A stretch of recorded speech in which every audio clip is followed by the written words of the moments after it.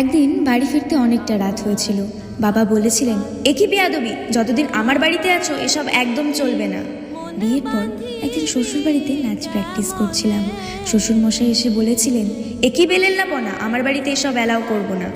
আমার স্বামী আমার চোখের জল দেখে বলেছিল, চিন্তা করো না, আমি বদলি হচ্ছি, শহরের বাড়িটা শুধু আমাদের হবে।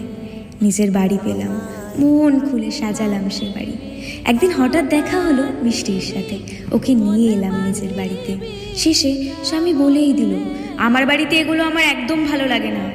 কেন কে জানে উত্তরটা দিয়ে দিলাম, তোমার বাড়ি মানে তোমার সেই বাড়ি যেটাকে তুমি শুধু নিজের বাড়ি ভেবে গর্ব করো।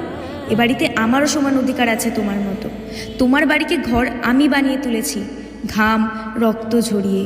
মেয়েদের নিজের বাড়ি হয় না জাতীয় কথা বলে মেয়েরা যদি নিজেরাই নিজেদের অধিকার ছেড়ে দেয়, তাহলে গৃহহীন হয়ে বাঁচবে তারা, গৃহহীন হয়েই